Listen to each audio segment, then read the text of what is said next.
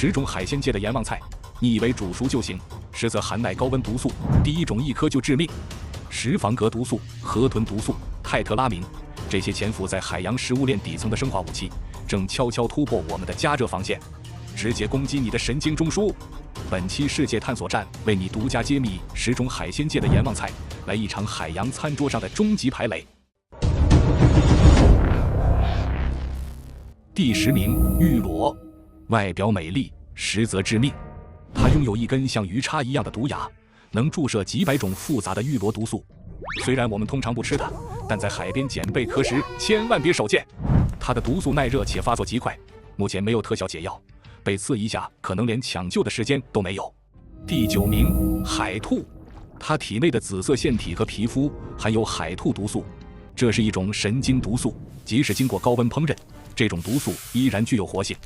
误食海兔的卵，俗称海粉，或者它的内脏，很容易引起视觉模糊、肌肉震颤等中毒反应。它更适合在水族馆观赏，而不是在餐桌上出现。第8名，鲍鱼的绿色内脏。很多人吃鲍鱼，喜欢连着那团绿色的内脏一起吃，觉得味道浓郁。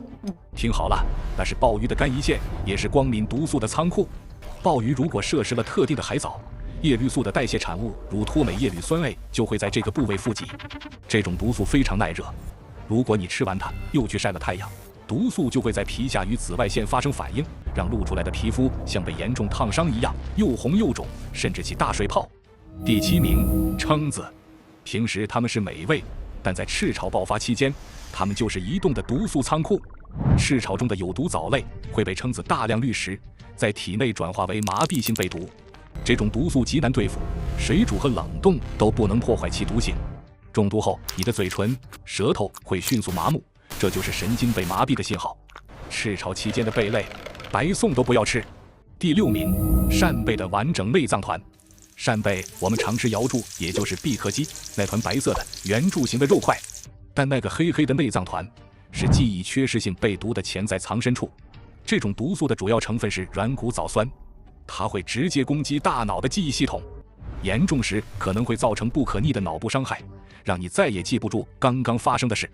因为内脏团是扇贝过滤毒素和重金属的垃圾袋，无论怎么烤，这些化学毒素都不会消失。只吃肉，别吃脏器，是铁律。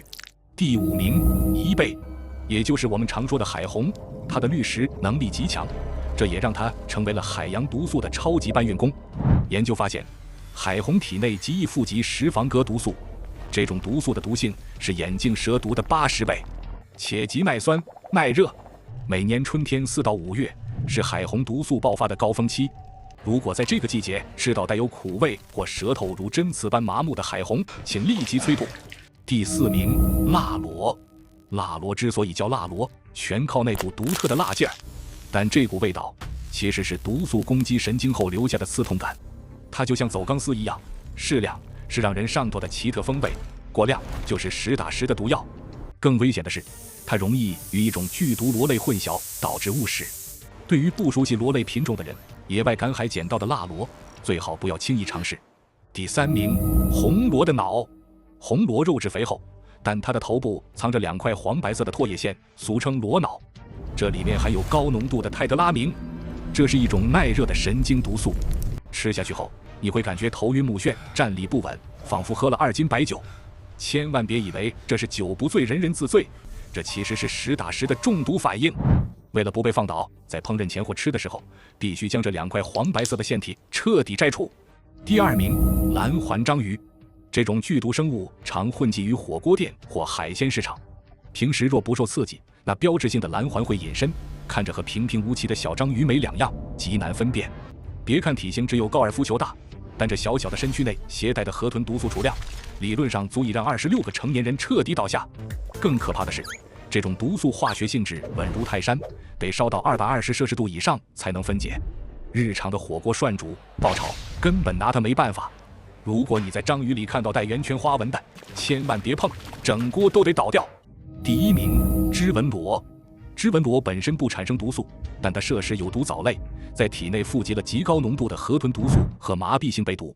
这些毒素没有特效解药，一旦中毒，毒素会迅速切断你的神经信号。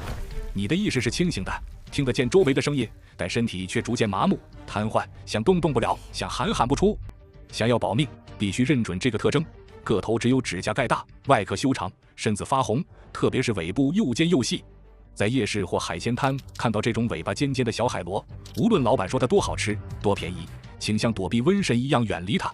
好了，如果你觉得本期内容能为你和家人的餐桌把好最后一道安全关，请不要吝啬你的点赞，并分享给所有你关心的朋友。感谢您的观看，下期也会给您带来更精彩的内容。